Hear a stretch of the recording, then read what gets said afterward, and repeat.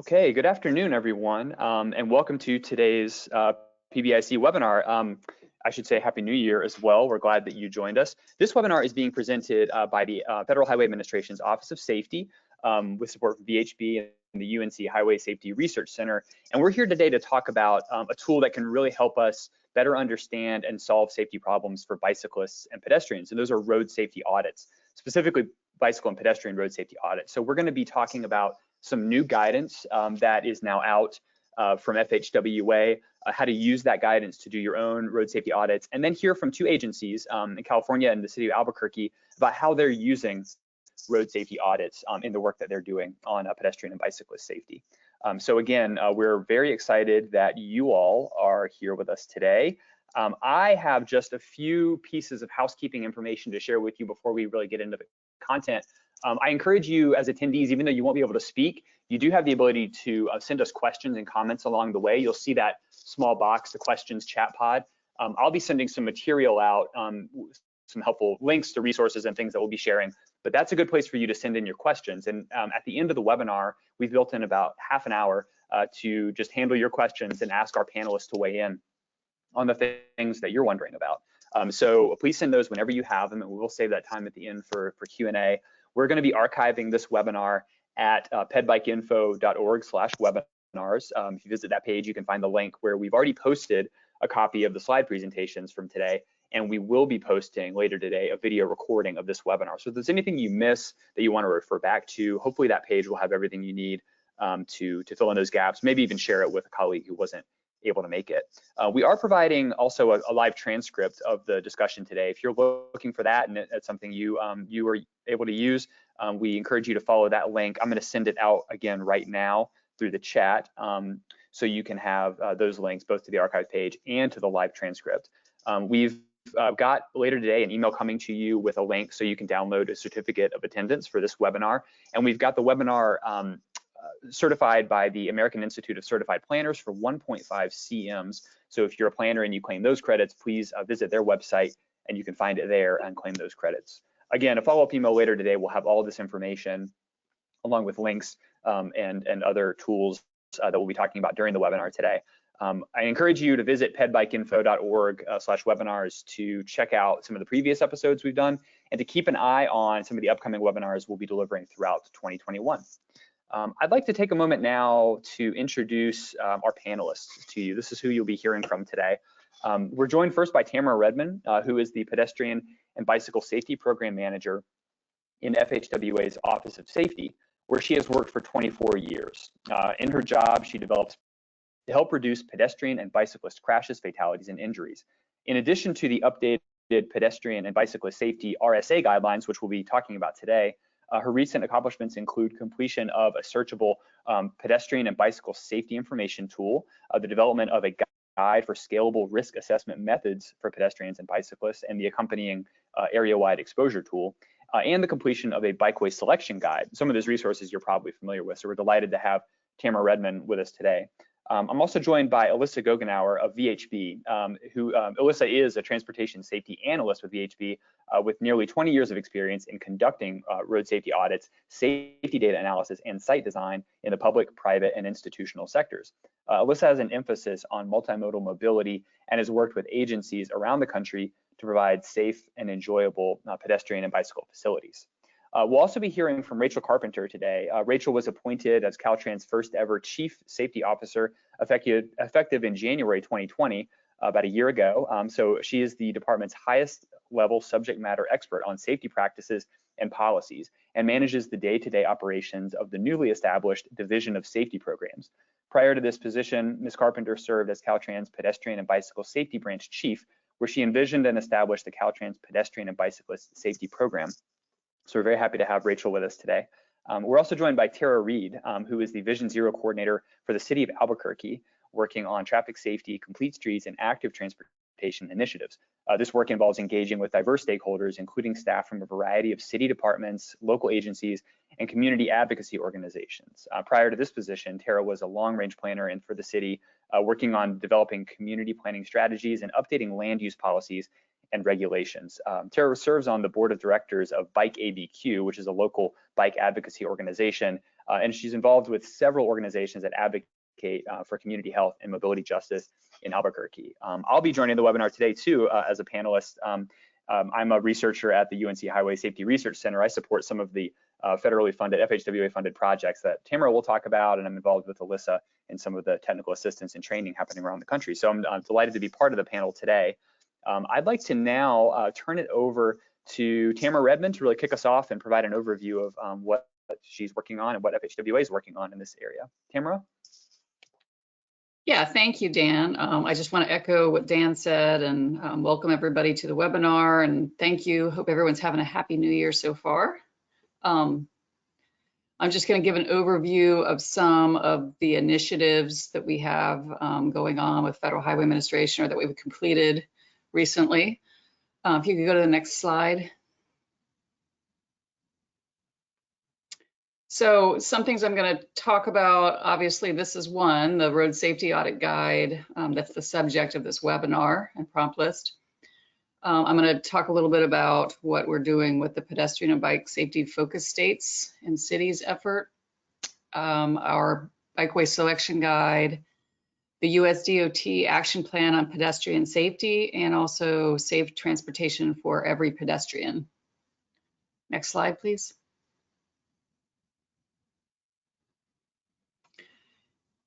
So the next speaker, Alyssa, will talk about this in more detail, but this Pedestrian and Bike Road Safety Audit Guide and Prompt List is an update of two resources we created in 2007 and 2012. And it took those two resources and turned it into one. This guide is intended to support agencies that are interested in conducting pedestrian and bike focused road safety audits. It includes information on safety risks and on the RSA process, necessary data for conducting an RSA, and what the roles and responsibilities of each team member is, as well as prompt lists for pedestrians and bicyclists that could be used in the field. Next slide, please.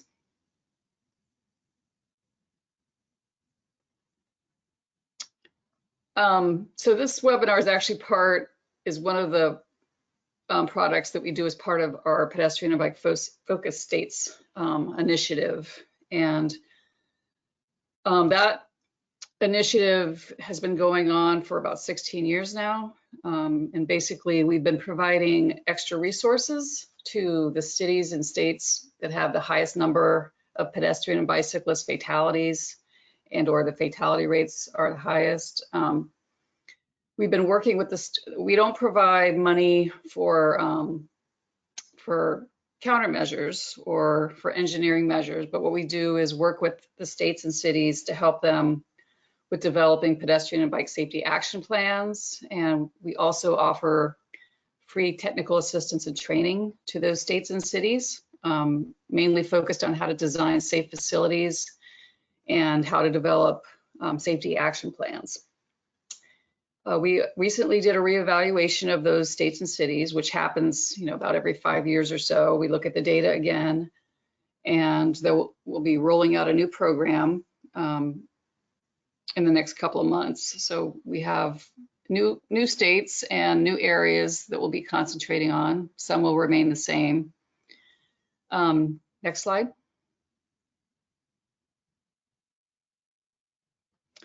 And this is, if you look at the graphic, this shows the current states and cities that are focus states and cities. Next, please. So over that 16-year period that I mentioned, we've delivered well over 300 training courses at this point. We've trained over 6,000 people. We've done crash data analysis and countermeasure selection for states and cities that requested that type of assistance. We've done an average of 4 webinars per year, and we've done several peer exchanges. And as I mentioned, we concentrate on the development of action plans. So we've assisted several states and cities with developing action plans, And we've also assisted with briefings to executives, to make them aware of the importance of concentrating on pedestrian and bicyclist safety. Next slide, please.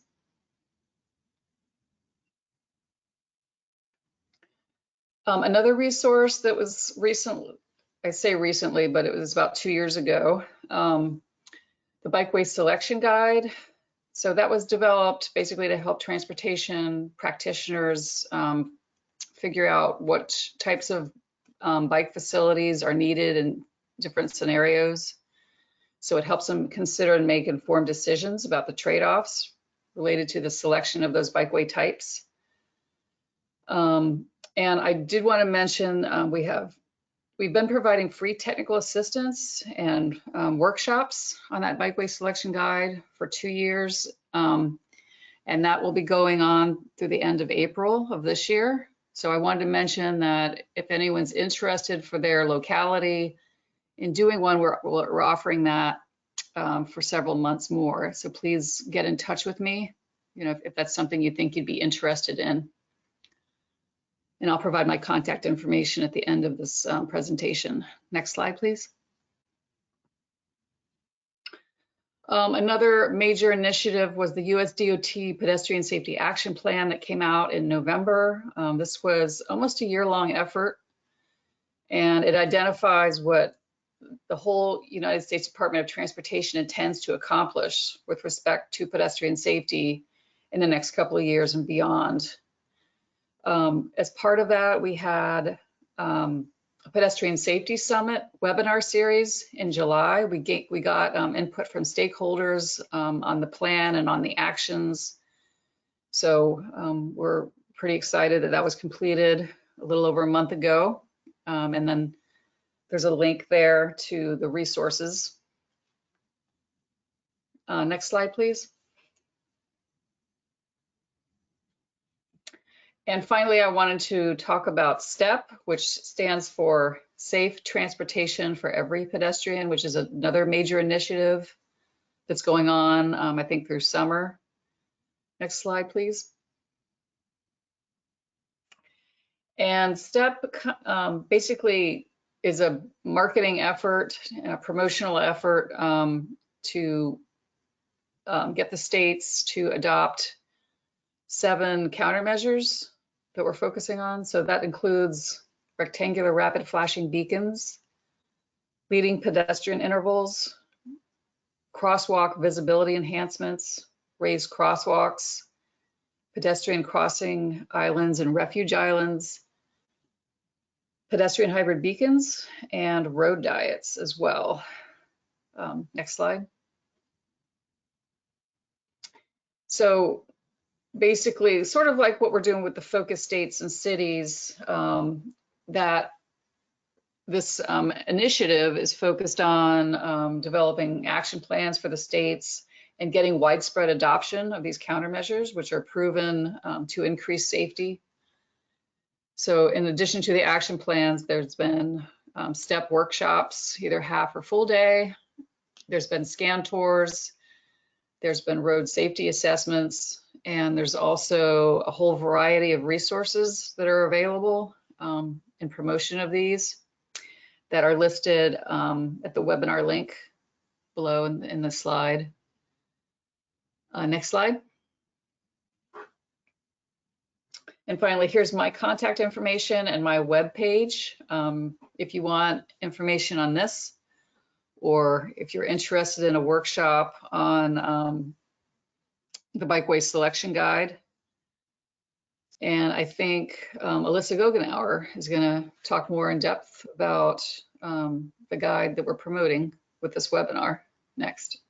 Great. Thanks so much, Tamara. Really appreciate that. I think, we'll be talking about road safety audits today, but a lot of this activity you do with an audit is really related to planning activities, countermeasure selection, a lot of other resources that you mentioned kind of are connected to the RSA process. And so we're going to really dive in now. I'll talk a little bit first about road safety audits in general and shift it over to Alyssa to really share some information about the new guidance, but be thinking about kind of how these other resources, how these other tools might help fill in those gaps, whether pre-audit, post-audit, maybe during.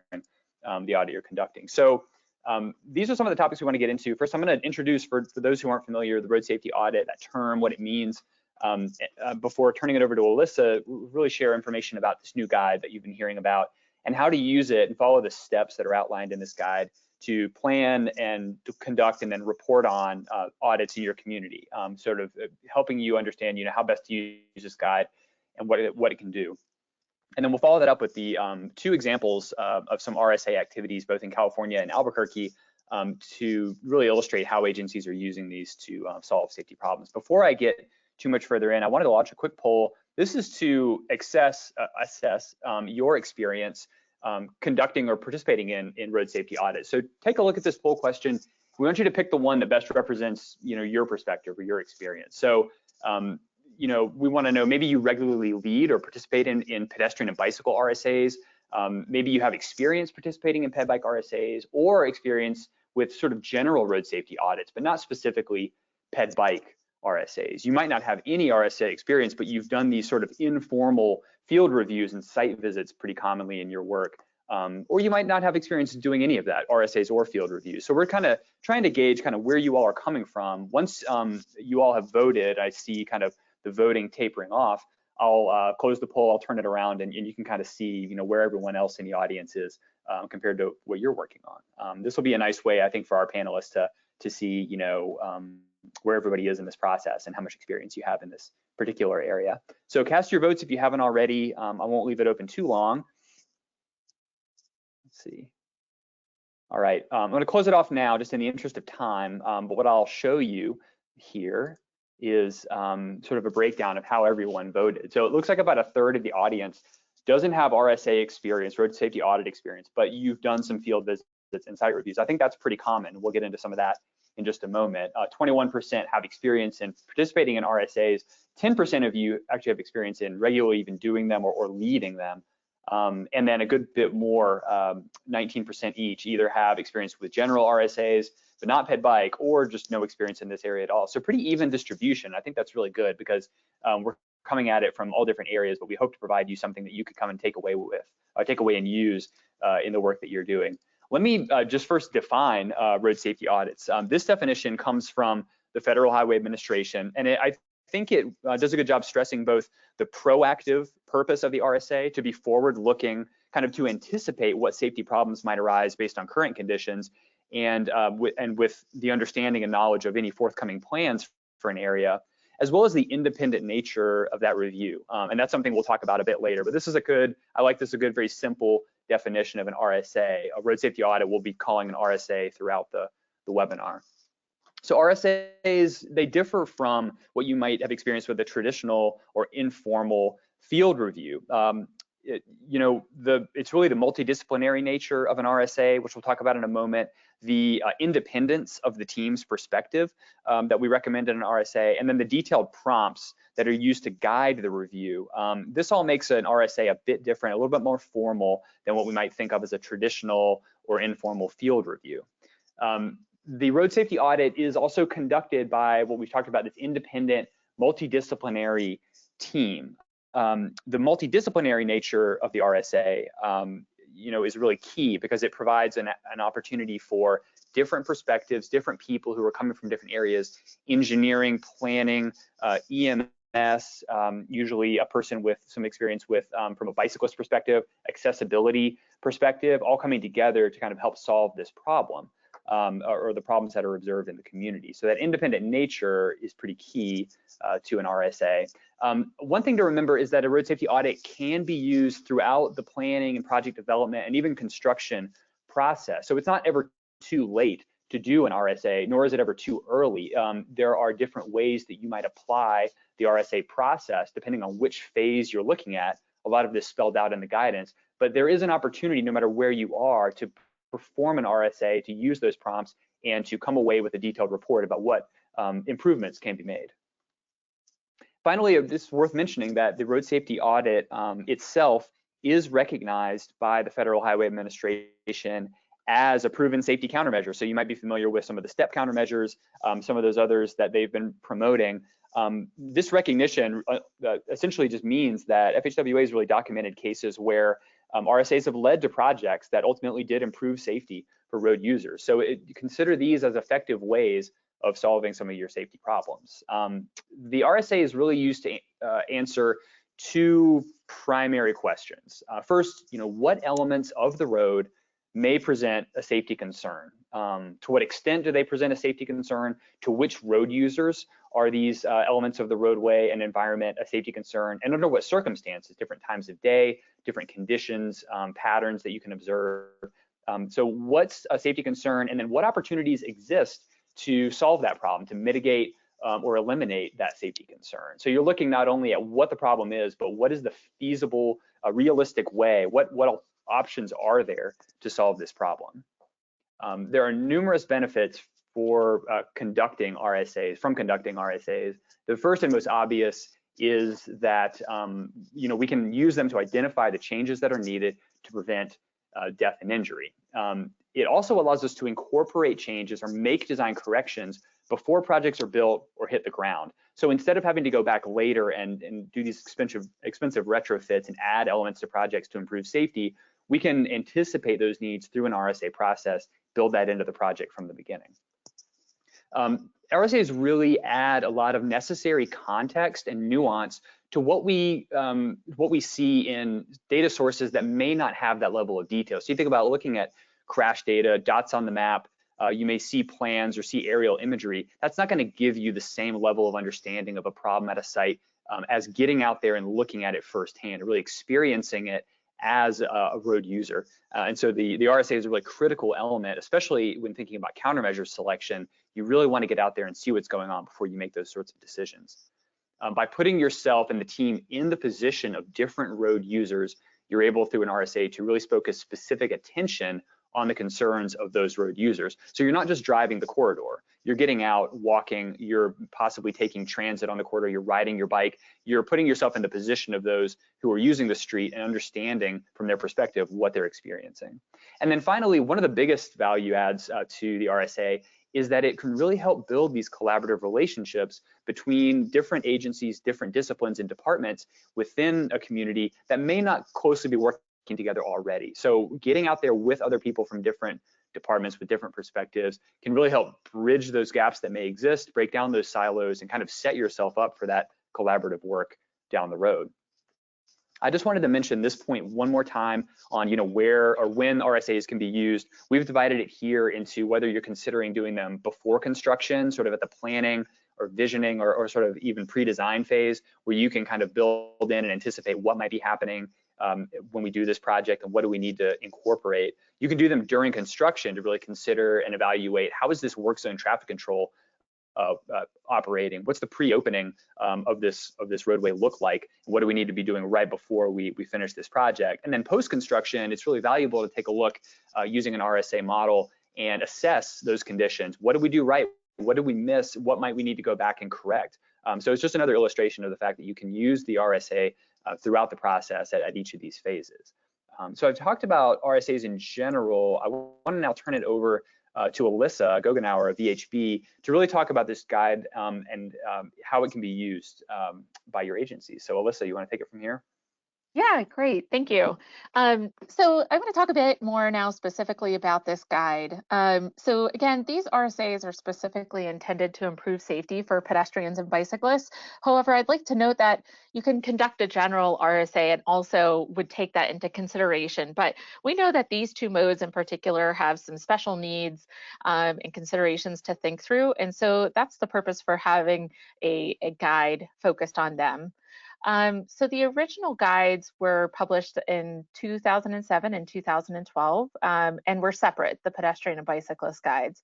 However, in talking with agencies, many agencies, even if they intended on performing an RSA that was maybe focused on one of these modes and not the other, and knowing that those modes have unique considerations, is that quite often the RSA would end up tackling both needs, so both for pedestrians and bicyclists. So for this guide specifically, we decided to combine both of those together, and that way practitioners can decide if they want to focus on one or the other. They can focus on those prompts related to that mode, or this also provides the combined prompt list so that you don't have to kind of flip through two different types of resources to get that information.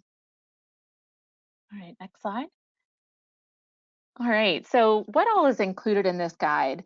For those of you who are not as familiar with our RSA guides, this gives you a little bit of an overview about what's included. So we have a review of updated crash trends and risk factors associated with pedestrian and bicycle safety. There's also a detailed 8-step process for planning, conducting, and reporting on the findings from RSAs. We're going to touch on that a little bit today, but I'm not going to go through the entire 8-step process. There's also recommended rules and responsibilities for those involved in the RSA process. What we had heard from some of our listening sessions was that, some agencies have staff that do this on a regular basis and are well versed in doing it and know what they need to do to kind of get the group together and coordinate it. But for other agencies, it was new to them and they needed a little bit more assistance with kind of the planning process and how to prepare those materials. So we've defined more about some of these rules and responsibilities, but also provided more sample materials for, the information that you might want to take out to the field, prompt lists, other resources, sample types agendas. So there's a lot more of that type of information to help you with planning your RSA. Next slide. All right, so again, kind of what's new in this guide? For those of you who are familiar with the other guides, we wanted to kind of highlight some of these in particular. So again, back to this kind of combined and simplified prompt lists for pedestrians and bicyclists. So those are together, but you can focus on whichever one if there is one specific mode that you're focusing the RSA on. We've also incorporated micromobility. I think that for a lot of, especially local agencies that are on the call, you all are trying to handle how you are going to plan and design for micromobility. And so we've incorporated some of that in this discussion as well. Also, the use of new technologies to conduct RSAs. We're always evolving in the types of technologies that are available to us. And some of these are particularly beneficial to pedestrian and bicycle RSAs. So we've highlighted those. There is a new and emphasized area on accessibility and user needs and kind of the way that we think about pedestrian and bicycle access and their needs specifically. So that's really, I think, has reflected our evolution in the field. There's a detailed safety review of risk factors, and then again, that new and updated sample materials for planning and conducting RSAs. All right, next slide. So here we have that 8-step RSA process. So the guide takes you through each of those 8 steps and specific aspects that you should think about when conducting a bicycle or pedestrian focused RSA.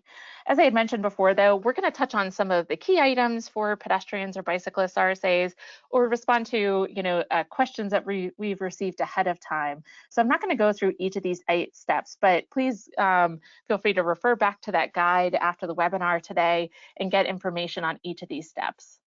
So with that, I think we'll start with one of the key aspects that we'd like to touch on today, which is identifying the location for the RSAs. One thing in particular that's a little bit different with pedestrian and bicyclist road safety audits is that we don't often have the same types of information available as we do for motorized vehicle types of crashes. So we know that there is oftentimes can be underreporting of crashes for pedestrians and bicyclists. And so we might want to rely on different types of information to help us determine where to have that RSA. Certainly we can look at high crash locations as one way, but there's also other types of risk factors that might help us to understand where best to improve safety for pedestrians and bicyclists. So you can see even on the photo here, this is from an RSA that we had held in Mississippi. And in this location, yeah, there were definitely pedestrian and bicycle crashes, but what was even more present was this risk because it was a multi-lane higher speed roadway with transit access and destinations that were located on both sides of the roadway. So we use those high risk factors to help us determine where to have this RSA. Additionally, using community feedback or locations of known near misses to help to determine where those needs lie and where to focus your RSA. So again, also in this location from the photo, we had heard from businesses along here that there were needs that they have, witnessed pedestrians trying to cross in locations, and maybe there were some near misses associated with this. So, using that additional information to help you determine where to do a pedestrian and bicycle RSA is really important. All right, next slide. So selecting the RSA team. Again, this is a little bit different, I would say, than traditional RSAs because, there are some folks that have a really great perspective on the needs of pedestrians and bicyclists. So your agency might work with a local advocacy group that focuses on pedestrian and bicycle needs, and they might really be in touch with some of the community needs in the neighborhood. And so having them to participate in the RSA might really help you to give you some good insights about where people want to walk and bike and where they might be having some safety issues. Also looking at maybe things like transit operations. Oftentimes, people that are using transit often end up as pedestrians as they enter or leave transit facilities. And so looking at the relationship between transit and pedestrian and bicycle safety, you might want to have someone out there that operates some of your transit vehicles to hear what they've experienced or what they've seen on the roadway. Similarly, then, law enforcement officers that are oftentimes using the roadway and patrolling it might be able to lend some insights about where they have seen near misses or where they have responded to incidences or crashes, and maybe the person decided not to file a police report or not to take an ambulance to the hospital, but that officer might still have some great information to help you understand how people are behaving on the roadway. Emergency services, that's also very similar. Maybe law enforcement, maybe a police report wasn't filed for one reason or another, but someone was transported to the hospital. And so the emergency medical services personnel can really help to fill in some of that missing information. Some of the other staff are people that you might normally see on a road safety audit more often, where someone who's well-versed in roadway safety, traffic operations, and roadway design. But I think it's really great to have some of these other perspectives participate in the RSA so that you can have a well-rounded view of the safety concerns and needs. All right, next slide. All right, so also touching on convening the RSA team meeting. So we wanted to talk about this again because this gets back to maybe some of the information that's a little bit different for pedestrian and bicycle RSAs. Certainly you want to have information that's related to the crashes and the site as a whole, but you also want to find out other information. Maybe it's related to transit routes, future plans for redevelopment, understanding how maybe some of these origins and destinations might be changing over time. And this is also a great time to get input from individuals or organizations that might not be able to participate in the field review, or you might not have them participate because you're trying to keep that field review team relatively small. Is that this is a great time to get some input and some background knowledge about the site, about the needs, and safety issues. So it's a great way to get some of that community feedback. Sometimes for these RSA team meetings, we've had different representatives of neighborhood organizations or business districts or other groups like that that are able to communicate what they've heard and why they're really interested in improving pedestrian or bicyclist safety in the area. So it's a great way to kind of get that broader feedback while still keeping that field review team small. All right. So convening that RSA team meeting, I had mentioned that there's some uses of new technologies or just different ways to use that technology during an RSA. And I would say that for pedestrians and bicyclists, that, while we're out there performing the field review, maybe it's a location that has intermittent pedestrian activity, and you might not be out there at the time when people are crossing. And so you might not see, the types of interactions that are occurring between motorized vehicles and pedestrians or bicyclists. And so, what we have on the screen here is just one of the ways that we've used cameras lately to monitor specific crossings and record our observations about yielding behaviors, crossing behaviors, lighting conditions during different parts of the day, a wide variety of information that really helps to supplement our understanding of the site. All right, next slide. So I'd like to touch on conducting the RSA field review team, or for the field review team now. So oftentimes for the RSA teams, they might drive through the area, but the people who are on that RSA team, may have never biked through that section or walked through it. And I think it can be really eye-opening to experience that study area through the variety of modes that you're considering designing this for. So on the bottom left, those were some intersections where they had extremely large crossings and pretty aggressive right turning behaviors there. And we could feel pretty uncomfortable as we were crossing the street. And so, it was important for us to be able to actually walk that so we could see the challenges. I mean, with wide crossing distances, it was particularly challenging for people with accessibility needs to be able to make it across the roadway in time. On the right is a photo from a bicycle-focused RSA where, we spent a lot of time biking through the corridor in different conditions.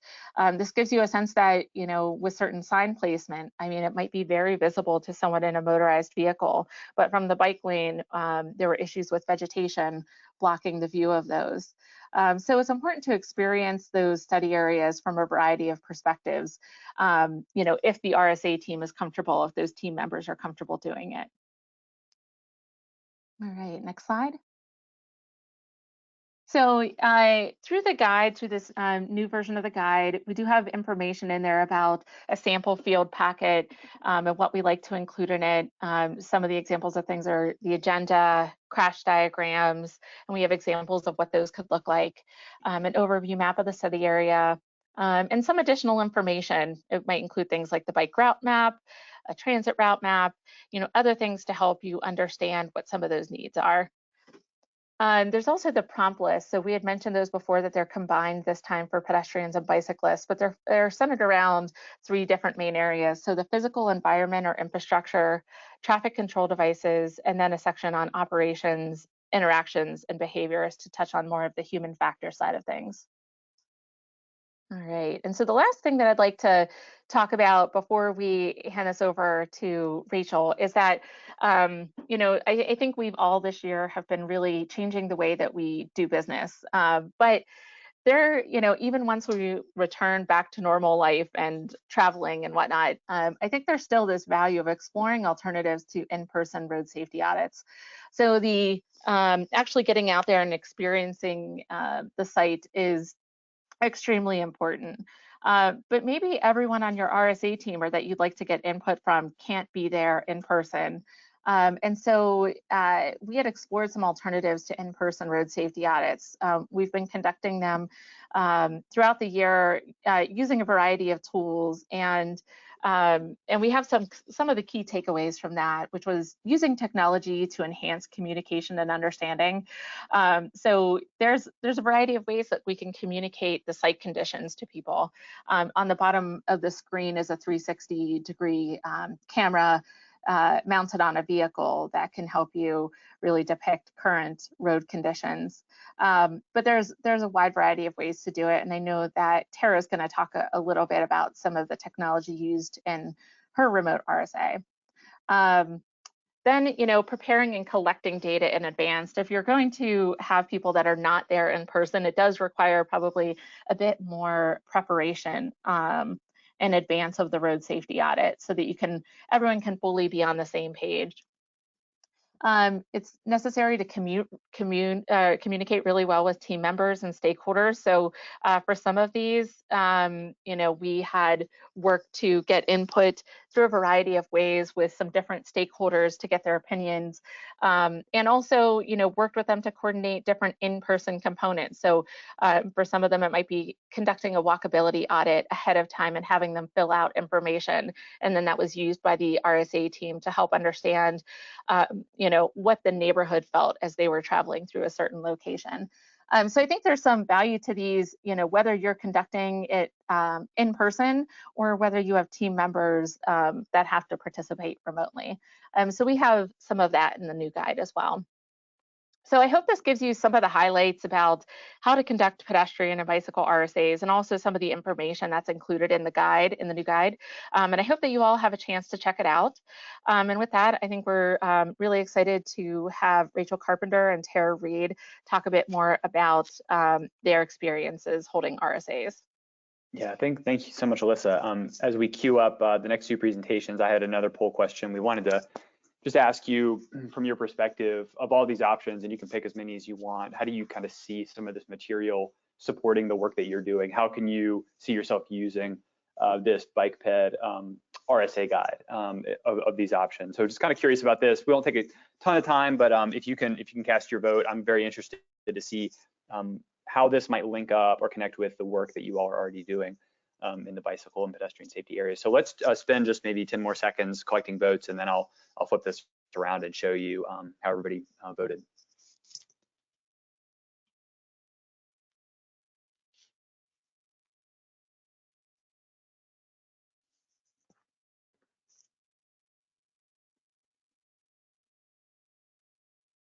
All right, votes still coming in, but unfortunately, I'm going to close this down just in the interest of time. Appreciate the feedback that you all gave us already. Let me just share with you so you can see what everybody said. About 2/3 of the votes, you all want to use this to identify locations in need of further investigation. There's a lot of really good information in the guide on some of the data sources you can use and some of the methods that you can use to drill down to those locations in that first step.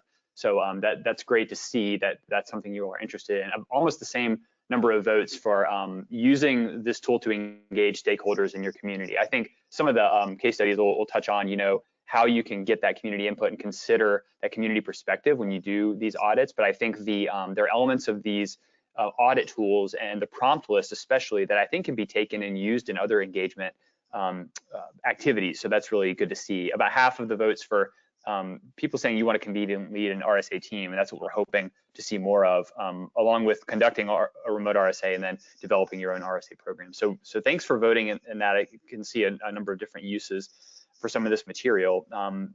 Or I don't want to delay anymore, so let's get right on to Rachel Carpenter with Caltrans, who's going to share some perspective about how they're using RSAs in that state. So Rachel, we've got your slide up and you are all set to go. Wonderful. Thank you so much, Dan. And good morning to everyone. Happy New Year. I'm Rachel Carpenter. I'm Caltrans Chief Safety Officer, and I'm excited to join you today for this webinar.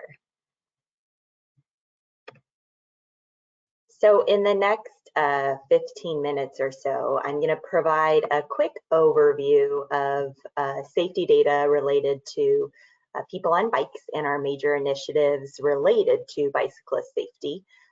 Then we're going to discuss our bicyclist collision monitoring program, and I'll share a case study of a road safety audit that led to the implementation of some ped and bike improvements in South Lake Tahoe. Then I'm going to give you an update on our bicyclist safety program, and we'll end with an overview of our new approach to safety.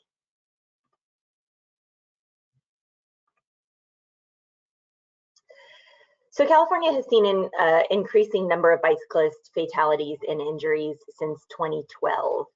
Between about 2008 and 2017, around 1,400 people lost their lives, and nearly 10,000 people were seriously injured in bicycle crashes on California's roadways. In 2017, here in California, we had the second highest rate of bicyclist fatalities. So that's a rate as compared to total fatalities in the US. Nationally, bicycle deaths accounted for about 2.2% of all traffic fatalities, but in California, the rate was higher at 4.1%, which is almost twice the national average and is second only to Florida's rate of 4.3%. The California Department of Transportation, or Caltrans, is working to mitigate that high rate of bicyclist fatalities and serious injuries on its roadways statewide. And this previously involved three major initiatives. So first, the department, Caltrans, adopted a Towards Zero Deaths framework. We also elevated bicyclist safety in our 2015 to 2020 strategic management plan. That's the sort of roadmap for our department. The plan specifically called for a reduction in bicyclist fatalities and injuries for the first time ever. And last, we began a pilot bicyclist collision monitoring program in 2018. FHWA was instrumental in supporting our pilot bicyclist collision monitoring program. So the state and federal partnership enabled several major accomplishments. So first, we identified high crash locations and corridors throughout the state using data from our state safety data system. And using the data, our staff adapted the RSA process and investigated locations to identify potential safety countermeasures. So in total, we identified and completed 252 investigations across all 12 of our districts.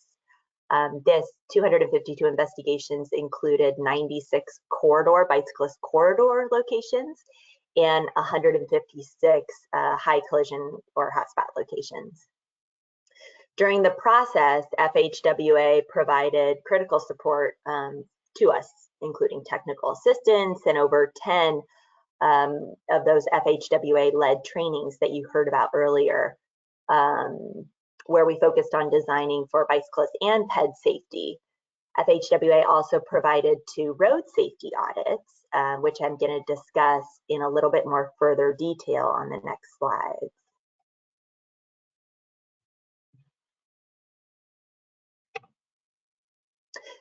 So we conducted our investigations across the state for those 252 locations, but we included many different types of stakeholders. This helped us incorporate diverse perspectives into our safety investigations. So stakeholders we included, in particular for the corridor locations, included design engineers, our district ped and bike coordinators that live in our division of planning, maintenance staff, law enforcement and emergency responders, transit operators, local agency staff, bicycling groups, local community groups, school staff, and transit agencies. So we were really trying to take the RSA process and involve multiple stakeholders or stakeholders from many different disciplines. It's especially important that we do involve multidisciplinary stakeholders, given the unique challenges and limitations that are associated with making effective recommendations to improve bicyclist safety. So there are several limitations that we encounter consistently, and those include, the underreporting of bicyclist collision data. We know that bicyclist-related collisions are generally underreported. And that's less than car occupants, peds, or motorcycles. Therefore, the data we use to develop our pilot program, those locations, is inherently limited because it doesn't provide a complete picture of bicyclist collisions. Second, the unavailability of exposure data. So exposure data, or the number of opportunities for bicyclist collisions to occur, is unavailable. So we don't have that volume data. Given the current data limitations, then we're unable to calculate an exposure-adjusted collision rate. So the data used to develop the pilot locations is just collision frequency only. And then third, the lack of reliable bicyclist safety countermeasures based on CMF. So the Crash Modification Factor Clearinghouse provides all documented CMFs in a central location, but because the star-based rating system leads to very few reliable bicyclist safety countermeasures, and a general lack of rigorous evaluation of bike safety countermeasures means that we don't completely understand what the crash reduction factor is going to be when we implement a certain countermeasure. So the existing challenges and limitations that I just mentioned make it even more crucial that we collaborate and improve communication with stakeholders in lots of different areas in order to tackle these obstacles. Well, I've been talking, more generally about California's program. I'm going to highlight a case study in order to demonstrate how we use the road safety audit process as part of our bicyclist collision monitoring program. So I want to go into a little bit more detail on one of the road safety audits that was led by FHWA. As part of our instruction to our Caltrans district safety staff, we required a RSA type process for all of those 96 corridor locations in order to instill the need to be proactive as well as involve a multidisciplinary team, given the unique challenges and limitations associated with our crash data analysis. So our data analysis as part of the bike monitoring program revealed a corridor on US 50 in South Lake Tahoe. To help our staff understand expectations for their corridor investigations, we reached out to FHWA to help us conduct a road safety audit to model the way. So the outcome of the RSA were many safety recommendations, including widened bicycle lanes, colored bike lane, class 2 bike lane treatments, and mid-block crossings in addition to roadway lighting. Because we had previously secured funding as part of our recommendations that would come out of the bike monitoring program, we were able then, out of the RSA and FHWA report, to actually implement the recommendations out of the RSA. So we are anticipating that the recommendations that I mentioned will be completed by the end of 2021. And that's this is really a success story. We were able to incorporate the RSA process into our regular safety improvement program. And what we saw, this example is a great example of how that process really led to a lot of improvements that we may not have gotten if we didn't include that multidisciplinary group, or if we weren't as proactive. So, I think it's really just one example of the usefulness of incorporating the RSA process into your safety program. But the RSA in South Lake Tahoe, generated some important lessons learned that we can apply to future audits and future efforts. So one of the first lessons that we learned related to the importance of developing and memorializing partnerships. As I mentioned earlier, the data limitations we face make it even more crucial to work with partners and stakeholders to make sure we have as complete a picture as possible and understanding of what's actually happening in the field. The next two lessons learned both relate to improving data. So first, it's important for agency partners to conduct ped and bike counts to determine safety improvements. So we didn't have very thorough counts when we went up to South Lake Tahoe. So we actually collected more counts. And I think one of the lessons learned is that there may be a need to take more counts for the extent of your RSA studied area to help you identify needed improvements. It's just another piece of data you can use to get that complete picture. The second lesson learned related to data is it relates to improving crash reporting. So we needed complete crash reports. And although we've taken on a lot of educational efforts recently, underreporting of crashes is well known, especially in the Lake Tahoe area. So we ended up gathering numerous crash reports from the local agency, that's Tahoe, that hadn't been submitted to our state crash database. We call it SWITRS. And the deficiency that we learned was mostly due to staff limitations and funding, and also crash reporting technology constraints. So I think one of the takeaways is that even though you might not have crash reports as part of your state system, you may be able to gather them from other sources like local agency. And last, we learned that we can utilize various multiple funding options for planning, preliminary engineering, construction. We ended up funding these improvements for South Lake Tahoe through the Highway Safety Improvement Program, the HSIP.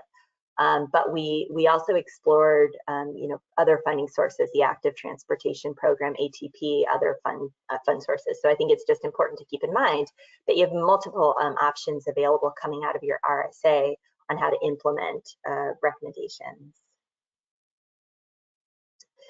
So we are incorporating the lessons learned from this RSA into our future bicyclist investigations going forward. And in terms of next steps for our bicyclist monitoring collision program, I'm happy to report that the pilot program, of which the Lake Tahoe project was a part, has now become permanent, and we've been able to secure permanent ongoing funding for it. So our future rounds of the bike collision monitoring program are going to follow our similar path to our PED collision monitoring program. So that program has both a reactive, a hotspot, high collision concentration location, and corridor component. That's what I've been discussing today.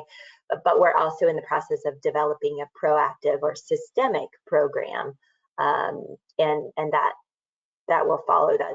That's what we've done for our pedestrian collision monitoring program. Both of the programs, both the PED and bike, will be released annually, which is great. 5 years ago, we, as I mentioned in the beginning, we had just started to talk about bicyclist fatalities in our strategic management plan, and now we're at a point where we have regular ongoing programs that in the next few years will be both reactive based on crash history and proactive, identifying risks and mitigating in advance of crashes occurring. I want to conclude by discussing California and Caltrans in particular's new approach to safety and how it relates to what I've been discussing today. So in the beginning of the presentation, I mentioned a few major initiatives, including our adoption of a Towards Zero Deaths motto. But our new approach is defined by a new sense of urgency around safety and a goal to reduce fatal and serious injuries to zero. So in addition to the urgency, this urgency that we're bringing to safety, we also committed to 4 pillars to guide our new safety paradigm. So those are shown here. That's very much following the RAND Road to Zero report. So doubling down on what works, accelerating advanced technology, leading safety culture change and implementing a safe system approach, and integrating equity. As part of our first pillar, that doubling down on what works, Caltrans is in the beginning stages of developing a road safety audit program. So according to Federal Highways, the benefits of road safety audits include a reduced number and severity of crashes. So that's 10 to 60% reduction in total crashes, which is huge. And additionally, other benefits, include improved awareness of safe design practices and increased opportunities to implement multimodal safety strategies. So we're in the process of really the beginning stages of developing a RSA program for California, and that's going to be a significant step in implementing, our first part of our first pillar, that doubling down on what works of our new safety approach. So with that, I want to wrap up by thanking you for the invitation to speak today and share the work that we're doing at Caltrans and in California, and that FHWA has been doing in support of bicyclist safety. I also want to thank FHWA for its ongoing support and partnership in making California's roadways safer for all users. And I look forward to answering any questions you have during our Q&A session. Thanks very much. Thanks so much, Rachel. I've really enjoyed hearing all that and seeing kind of the direction that your state's program is going. It's really exciting. So thank you for your time. We're going to turn things over now to Tara Reed from the city of Albuquerque to continue our presentations before we get into some discussion. And so, Tara, I'll let you know when I've got your screen. I've got it now, so you are all set to go. Good deal. Thanks, Dan, and thanks everyone for being here and listening to our presentations. My name is Tara Reed, and I am the Vision Zero coordinator for the city of Albuquerque. And I do a lot of work also related to active transportation and complete streets. So I was kind of running our latest RSA that we did. So I'm going to talk a little bit about that today. I want to give a little bit of background on our corridor choice. I think there's some interesting information in there. And then mostly I'm going to focus on our lessons learned from going, virtual with our RSA in response to COVID.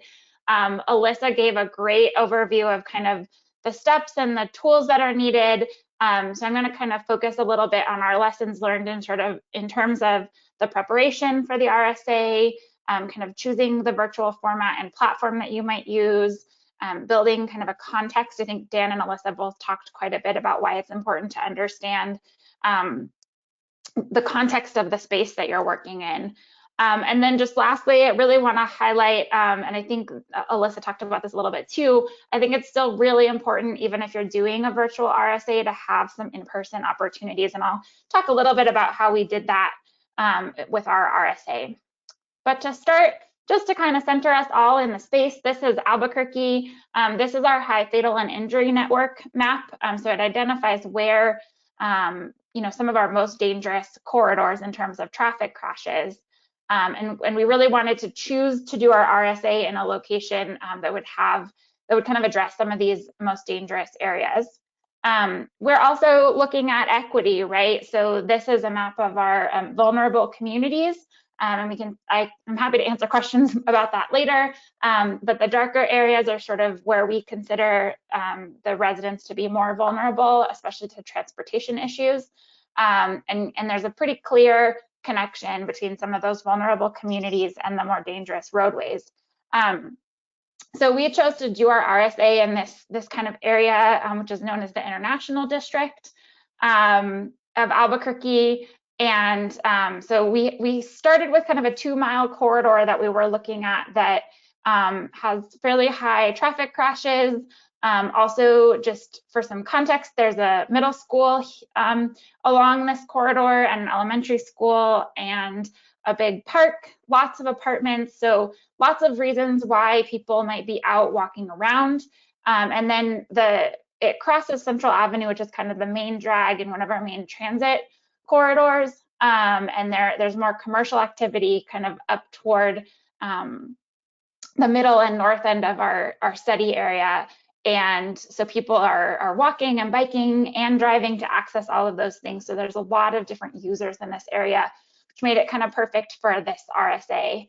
And I will say that one of the pieces of feedback that I got from one of our participants was that the corridor felt really long, especially in the virtual context, because we couldn't kind of just go out and drive up and down it. And I will say that our focus, both in terms of the study and the recommendations that we're going to be implementing, it's kind of on this 3/4 of a mile section of the corridor that we're focusing on. And it maybe would have been better for us as the RSA to focus more of our time on that. It might have helped us move through the process a little bit more efficiently. So that's the first lesson learned from the process that we had. So we were in January and February, we were working with Alyssa to schedule our RSA for April of 2020. Quickly, that seemed like it wasn't going to happen. So we kind of put everything on hold for a while to see what would happen with COVID, and eventually decided to schedule a virtual RSA in July. Just in terms of prep, a couple things, really thinking about scheduling and access is a little bit different in the virtual setting, and then choosing a platform. These are all things I'm going to talk a little bit more about in more detail, but things to think about when you're going virtual. So in terms of choosing a platform and kind of the format of the virtual experience, I think that the platform that we used Zoom, is really, I don't think that there's necessarily any really great platform or really terrible platform. It's mostly kind of what folks in your community and your RSA team have access to. Most virtual tools these days have both of these, but I think the screen sharing options and video and then the chat function were really useful to us. But again, I think it's whatever folks in your community are using.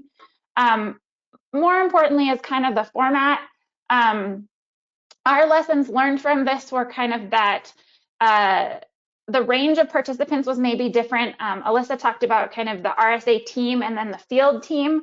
And with the virtual format, we were kind of able to bring the whole RSA team to the table because we were less limited in terms of some of the resources that an in-person RSA might have. We also had some folks just kind of watching and listening. So I think that was helpful. In some ways, it also reduced the cost pretty significantly. We didn't have to pay, no one had to pay for Alyssa and Joe to travel here. We didn't have to pay for food or materials or any of those things. So it can kind of change, the virtual format can kind of change what you're able to do with more limited resources. I also really like that it offers multiple ways to share and discuss. Some folks aren't going to be super comfortable jumping up and speaking in a room or in a virtual format. So I really find the chat function to be really helpful in these kinds of conversations because it gives people an opportunity to speak up when they might not otherwise. And it also gave us an opportunity to kind of follow up and share links with each other and things like that. One thing to really consider is timing and people's attention spans. I'm sure some of you are already starting to glaze your eyes over. So, you know, when you're talking about an hour or 2 hours or 3 hours even, that you're asking people to commit to sitting in front of their computer in these conversations is really different from kind of coming to a community center and going for walks and doing a working lunch in the community. So you kind of have to move your expectations around a little bit. And we ended up having to kind of spread beyond the normal 2 days that an RSA might normally take and have some additional discussion after the fact via Zoom because we just couldn't get everything, cover everything. Also, just side note, I think it's really helpful to encourage people to have their videos on for discussion. I think it kind of encourages that participation and helps people keep from getting too distracted by other things. So that's just a side note. You know, I think for all RSAs, as Alyssa talked about, there's a lot of data that we prepare in advance to kind of help set the context, especially if you're working with a consultant from out of town or out of state, give them a sense for what's going on. And a lot of that is, you know, different kinds of data. Because of the virtual RSA, changing how people are able to experience the space. I think there are a couple pieces of data that become more important in terms of preparation, photos and video and community input especially, and I'll talk a little bit about why speed data is also highlighted there. But I just think that these things kind of help prepare in a way that maybe isn't necessary for an in-person RSA. So we were really lucky that the city of Albuquerque has a drone operator. His actual job is to go and do roof assessments, but we were able to get some of his time and he went and did some drone videos and still photos of the corridor just a couple weeks before we did the RSA. So we had kind of real-time opportunities and that was really great. So be creative about where you find those things because you may have, you know, a drone operator or some other staff that would be able to help that you might not normally interact with. And that was really great. I think also another way to do that is our MPO has the traffic counting video systems, and those might be something that you could use as well to get a sense for the corridor and get some video. So that's one option.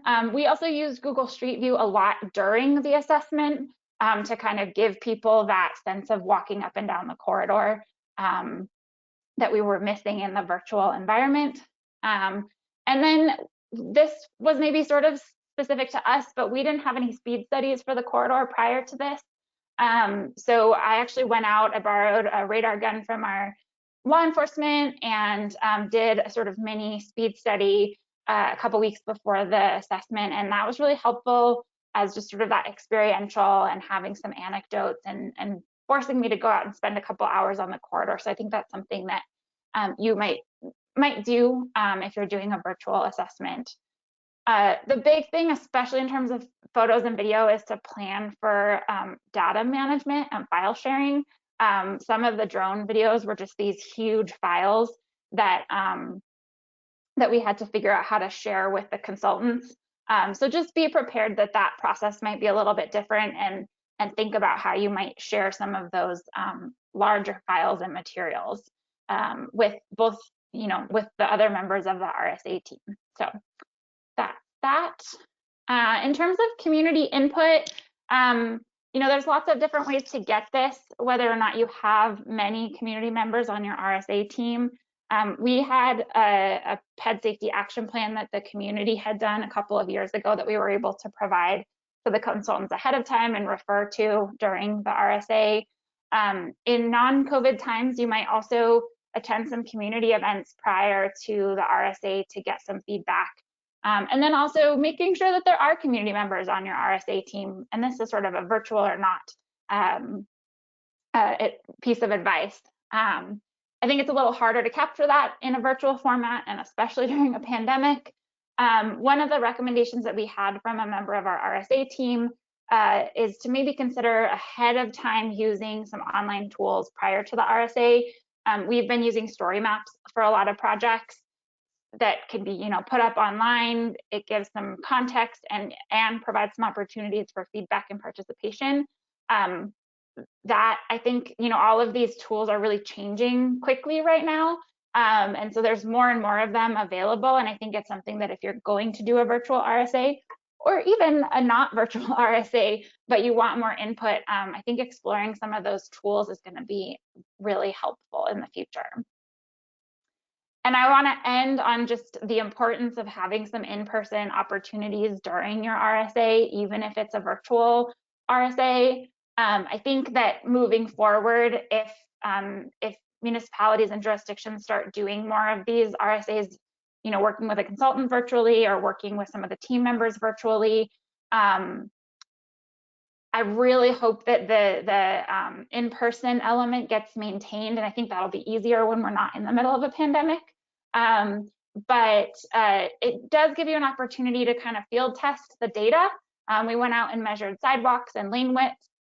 You can also observe behaviors, right? Kind of getting a feel for what it really feels like to be especially a pedestrian or a bicyclist in your study area, and observe real conditions.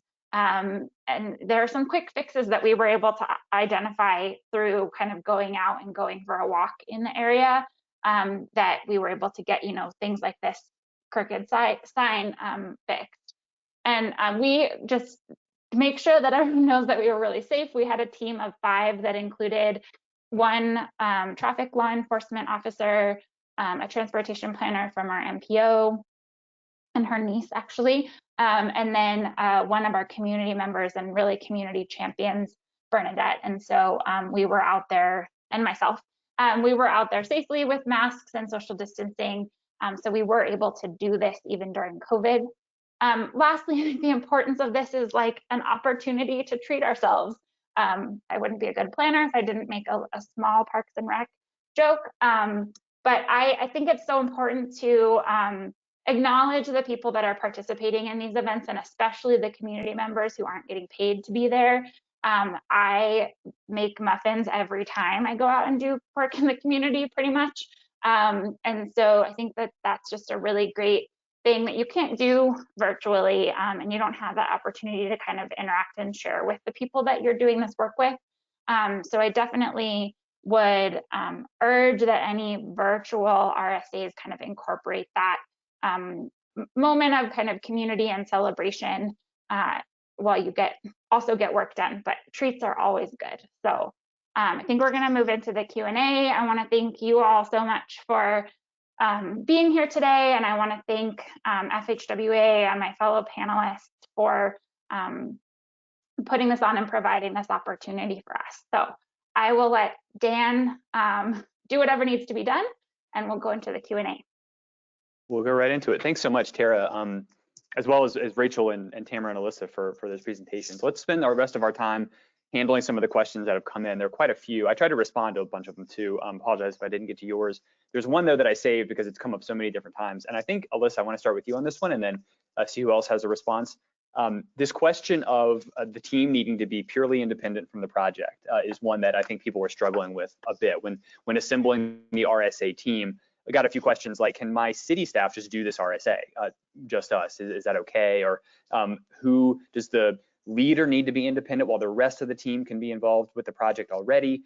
What are the, and in the independent nature, if you're trying to shoot for that, that may involve additional costs, maybe hiring a consultant to do it. Maybe that's not something a city or town feels like they can do. So I want to kind of work through this issue of, or this question of independence, and what does that really mean? And in practice, what can we be doing?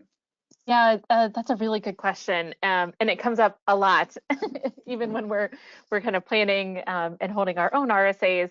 So, you know, I think that independence, you could take this in a variety of ways. So, for one thing, I would say the most direct way that you can do it is that the person who designed whatever it is that you're looking at. So, you know, if there is a certain section of roadway and someone on your staff was directly involved in the current configuration of the roadway, it might help to get their input on sort of why certain decisions were made, but they probably don't have the best perspective to kind of step back and say, is this working for us? Are there certain things that should be changed? So I would say in its most literal sense, just not having the person who originally designed whatever it is that you're studying as part of that RSA, you know, be directly involved in the RSA team. Again, getting their input and knowledge about why some decisions were made could be really helpful. You know, the other thing is that if, you know, within your own department or agency, you feel like you're not getting a wide enough variety of opinions, or you've kind of thought through this and are at a stalemate about, you know, what should be done about it, getting an outside perspective can help, whether that is a consultant or reaching out to Federal Highway, or just, you know, working with some different folks from outside of your department, you know, can be really helpful to get a new, fresh look at the site and the issues that you're facing.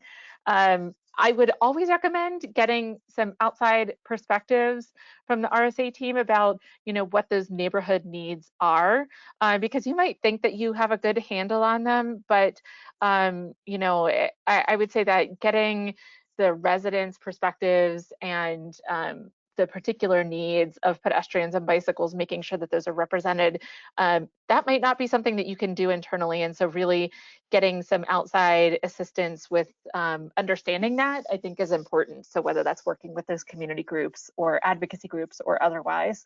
So I hope that gives a sense of that answer, is that yeah, independent doesn't always have to mean that it has to be someone outside of your agency doing it, but that can help give you a new perspective on it. Yeah, thanks for that. And I wonder, Rachel or Tara, in practice, how has this played out? Has the team been truly independent? Has there been a mix? How has it gone in your agencies? Yeah, this is Rachel. I think it's really important to have community groups in particular part of the RSA. So we went to great extents to include really a large multidisciplinary team, and I think that it was really useful. You know, there's only so much that we can learn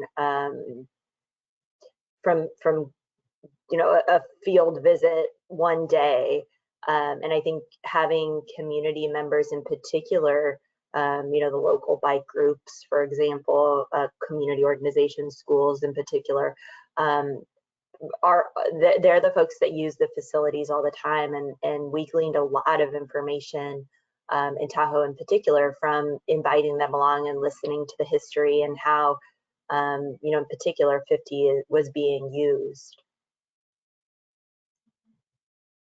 Thank you. Oh, go ahead.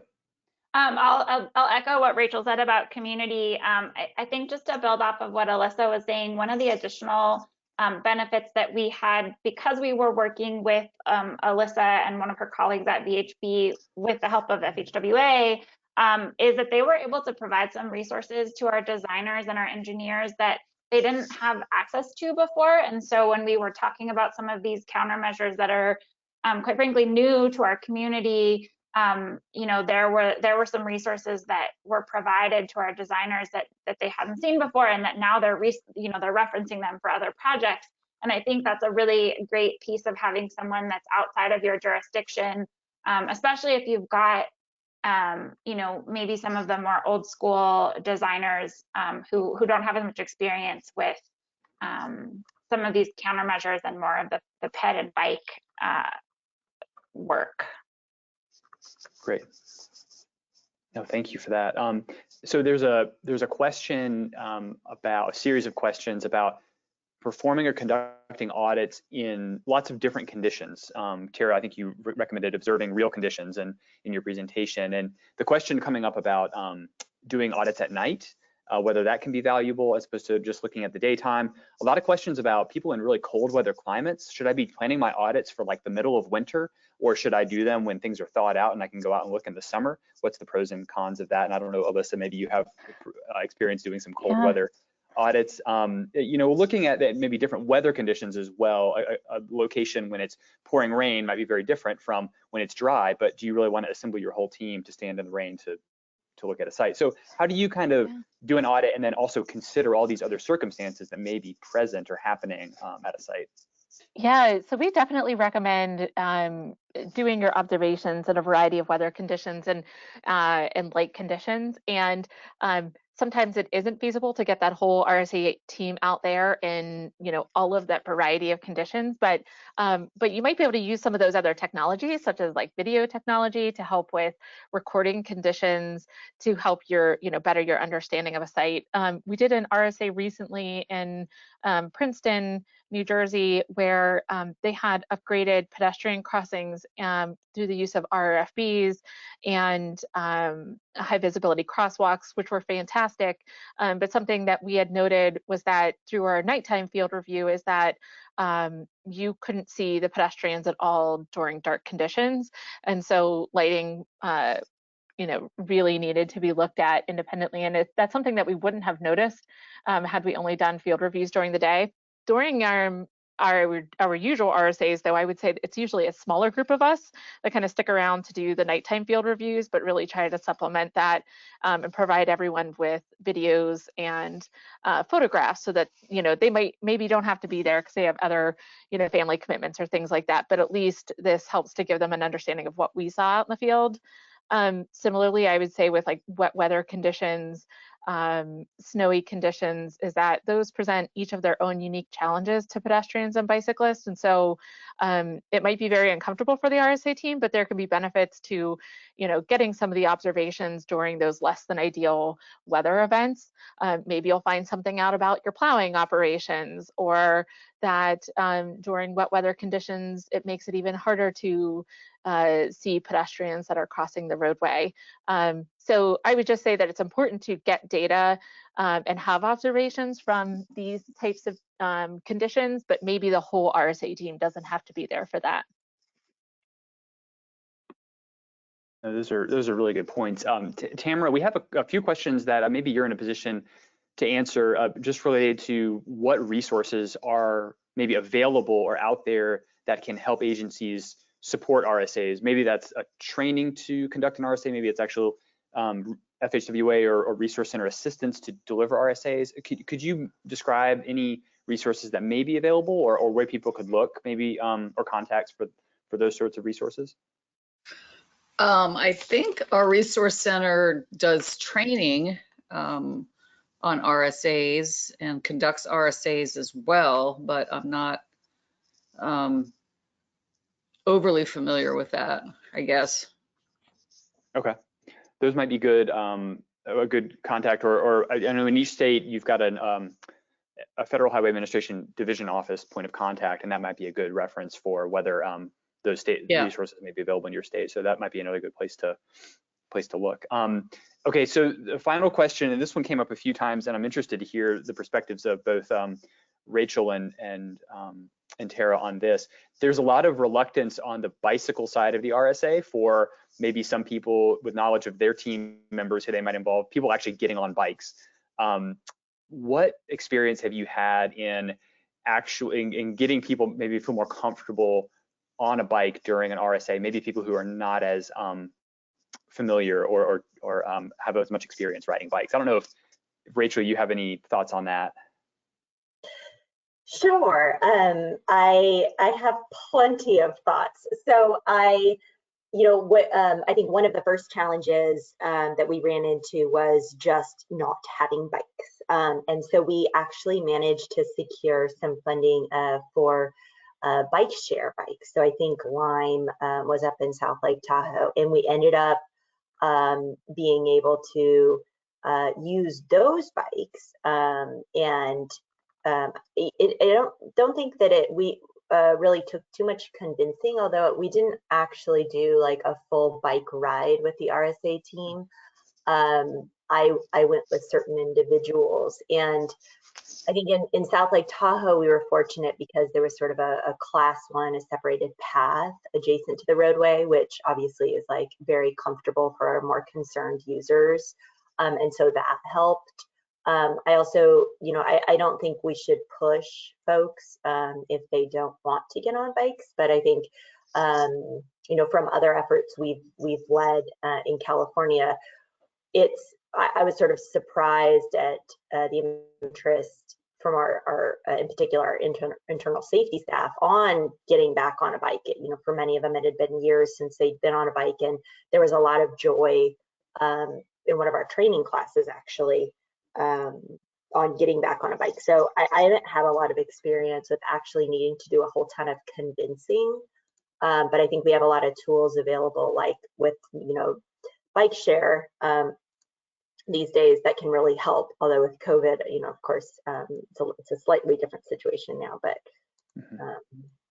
yeah, I think that's what I have to add at this point. Yeah, great. No, thank you for that. And Tara, any thoughts on this? I know a lot of the work was done remotely, but what level of comfort do people have in your experience in your area with getting on a bike for the first time? And could that be something, you have any tips for agencies who might be trying that?